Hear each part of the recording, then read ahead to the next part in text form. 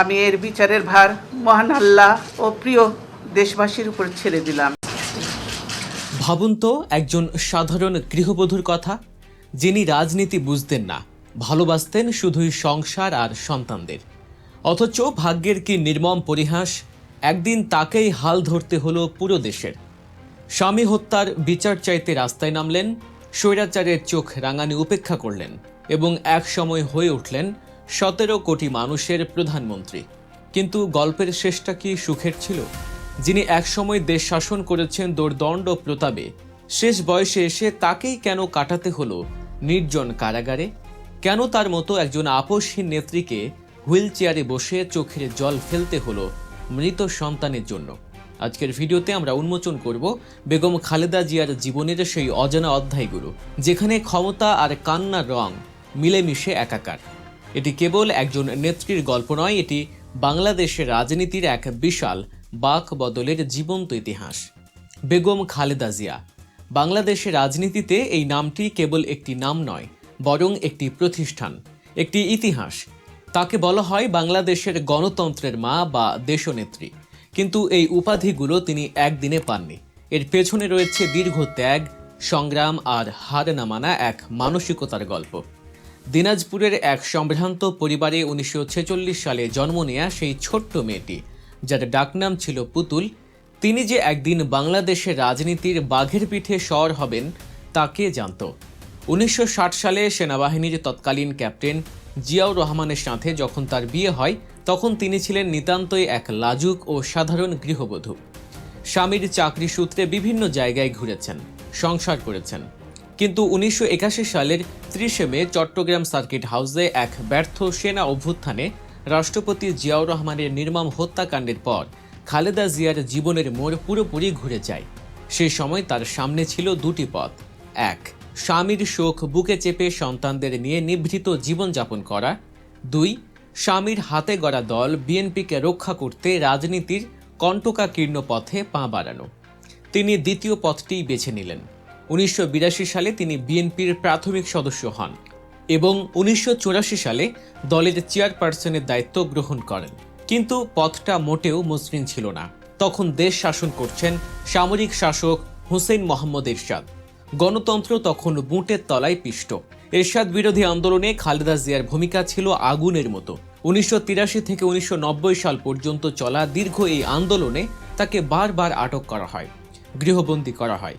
বলা হয় এই 7 বছরে তাকে মোট 7 বার বন্দী হতে হয়েছে। কিন্তু তিনি ছিলেন অনড়। কোনো প্রলোভন বা ভয় তাকে দমাতে পারেনি। তিনি বলেছিলেন, স্বৈরাচারের পতন না হওয়া পর্যন্ত আমি ঘরে ফিরব না। তার এই অদম্য সাহসের কারণেই জনগণ তাকে উপাধি দেয় আপসহীন নেত্রী। 1991 সালের নির্বাচন বাংলাদেশের ইতিহাসে এক নতুন অধ্যায়। সব জল্পনা কল্পনার অবসান ঘটিয়ে নির্বাচনে জয়ী হয় বিএনপি। বাংলাদেশের প্রথম এবং মুসলিম বিশ্বের দ্বিতীয় নারী প্রধানমন্ত্রী হিসেবে শপথ নেন বেগম খালেদা জিয়া। তিনি প্রমাণ করেন তিনি কেবল জিয়ার বিধবা স্ত্রী নন, তিনি নিজের যোগ্যতায় এক দক্ষ শাসক। তার শাসনামলে সংসদীয় গণতন্ত্র ফিরে আসে, শিক্ষার প্রসার ঘটে, বিশেষ করে নারী শিক্ষা অবৈতনিক করার মতো যুগান্তকারী সিদ্ধান্ত নেওয়া হয়। বিশ্বমঞ্চে বাংলাদেশ নতুন করে পরিচিতি পেতে শুরু করে। ফোর্বস ম্যাগাজিন তাকে বিশ্বের প্রভাবশালী নারীদের তালিকায় স্থান দেয়। 1996 এবং 2001 সালে তিনি আবারও প্রধানমন্ত্রী নির্বাচিত হন। 2001 সালের নির্বাচনে 4 দলীয় জোটের বিশাল জয়ে তিনি তৃতীয়বারের মতো প্রধানমন্ত্রী হন। কিন্তু রাজনীতির আকাশ সবসময় পরিষ্কার থাকে না। 2006 সালের শেষের দিকে রাজনৈতিক অস্থিরতা আর 1/11-র পট পরিবর্তন তার জীবনে নিয়ে আসে এক নতুন বিপর্যয়। 2007 সালে সেনা সমর্থিত তত্ত্বাবধায়ক সরকার ক্ষমতায় আসে। শুরু হয় -2 ফর্মুলা, অর্থাৎ রাজনীতি থেকে 2 প্রধান নেত্রীকে মাইনাস করার নীল নকশা। গ্রেফতার হন খালেদা জিয়া। কারাগারে পাঠানো হয় তার 2 সন্তান তারেক রহমান ও আরাফাত রহমান কোকোকে। চিকিৎসার জন্য তারেক রহমান লন্ডনে চলে যান, কিন্তু খালেদা জিয়া দেশ ছাড়তে অস্বীকৃতি জানান। তিনি বলেছিলেন, এই দেশ, এই মাটি আমার ঠিকানা, আমি দেশ ছেড়ে কোথাও যাব না। কিন্তু জীবনের সবচেয়ে বড় ট্র্যাজেডি তখনও বাকি ছিল। 2015 সাল, টানা অবরোধ আর রাজনৈতিক অস্থিরতার মধ্যে খবর আসে মালয়েশিয়ায় হৃদরোগে আক্রান্ত হয়ে মারা গেছেন তার ছোট ছেলে আরাফাত রহমান কোকো। একজন মায়ের জন্য এর চেয়ে ভারী বোঝা আর কি হতে পারে? গুলশানের রাজনৈতিক কার্যালয়ে তখন তিনি অবরুদ্ধ। ছেলের লাশ যখন দেশে আসে তখন বিশ্ববাসী দেখল এক পাথর চাপা কষ্টের দৃশ্য। যে নারী কখনো জনসম্মুখে দুর্বলতা প্রকাশ করেননি, সেই লৌহ মানবী সেদিন ছেলের কফিনের পাশে ডুকরে কেঁদেছিলেন। রাজনীতির নির্মম খেলায় তিনি সন্তান হারিয়েছেন, কিন্তু তবুও তিনি ভেঙে পড়েননি। 2018 সাল খালেদা জিয়ার জীবনে নেমে আসে আর এক অন্ধকার। জিয়া অরফানেজ ট্রাস্ট দুর্নীতি মামলায় তাকে 5 বছরের কারাদণ্ড দেওয়া হয়। পরে হাইকোর্ট তা বাড়িয়ে 10 বছর করে। জিয়া চ্যারিটেবল ট্রাস্ট মামলাতেও তার সাজা হয়। তাকে নিয়ে যাওয়া হয় পুরান ঢাকার নাজিমুদ্দিন রোডের সেই নির্জন পরিত্যক্ত কারাগারে, যেখানে একসময় সাধারণ বন্দীদের রাখা হতো। ভাবা যায়, যিনি 3 বার দেশের প্রধানমন্ত্রী ছিলেন, তার সঙ্গী হলো কেবল একজন গৃহপরিচারিকা ফাতেমা আর কারাগারের নিঃসঙ্গতা। অসুস্থ শরীরে জরাজীর্ণ কারাগারে দিন কাটাতে হয়েছে তাকে। তার দলের নেতাকর্মীরা দাবি করেন এটি ছিল সম্পূর্ণ রাজনৈতিক উদ্দেশ্য প্রণোদিত মামলা। তাকে নির্বাচন ও রাজনীতি থেকে দূরে রাখতেই এই বন্দিদশা। 2020 সালে করোনা মহামারীর সময় পরিবারের আবেদনের পরিপ্রেক্ষিতে সরকার নির্বাহী আদেশে তাকে সাময়িক মুক্তি দেন। শর্ত ছিল তিনি দেশ ছাড়তে পারবেন না এবং বাড়িতে থেকেই চিকিৎসা নিতে হবে। তিনি ফিরলেন তার গুলশানের বাসভবন ফিরোজায়। কিন্তু ফিরলেন কিভাবে? পায়ে হেঁটে নয়, হুইল চেয়ারে। যে খালেদা জিয়া একসময় মাইলের পর মাইল রোড মার্চ করেছেন, টেকনাফ থেকে তেঁতুলিয়া চষে বেরিয়েছেন, সেই নেত্রীর এখন নিজের পায়ে দাঁড়ানোর শক্তিটুকুও অবশিষ্ট নেই। লিভার সিরোসিস, আর্থ্রাইটিস, ডায়াবেটিস সহ নানা জটিল রোগে আক্রান্ত তিনি। চিকিৎসকরা বারবার তাকে উন্নত চিকিৎসার জন্য বিদেশে নেয়ার পরামর্শ দিলেও আইনি জটিলতা আর সরকারের অনুমতির অভাবে তা সম্ভব হয়নি দীর্ঘ সময়।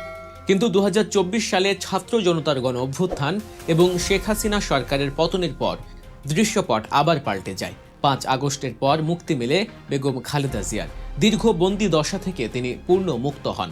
দেশের মানুষ আবারও তাদের নেত্রীকে দেখার অপেক্ষায়। হাসপাতালে বেডে শুয়ে থেকেও তিনি ভিডিও বার্তার মাধ্যমে জনগণের উদ্দেশ্যে কথা বলেছেন।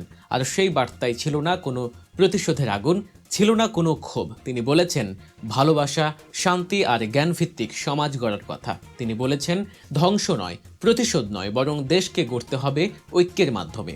বেগম খালেদা জিয়া একজন সাধারণ নারী থেকে হয়ে উঠেছেন রাষ্ট্রনায়ক। তিনি দেখেছেন ক্ষমতার সর্বোচ্চ শিখর, আবার দেখেছেন কারাগারের অন্ধকার প্রকোষ্ঠ। তিনি হারিয়েছেন স্বামী, হারিয়েছেন সন্তান, হারিয়েছেন নিজের সুস্থতা, তবুও তিনি মাথা নত করেননি। তার সমর্থকরা মনে করেন তিনি গণতন্ত্রের জন্য নিজেকে উৎসর্গ করেছেন, আর সমালোচকরা হয়তো তার রাজনৈতিক সিদ্ধান্তের সমালোচনা করবেন। কিন্তু একটা কথা অস্বীকার করার উপায় নেই, বাংলাদেশের রাজনীতির ইতিহাসে খালেদা জিয়া এমন এক নাম যাকে বাদ দিয়ে এই দেশের ইতিহাস লেখা সম্ভব নয়।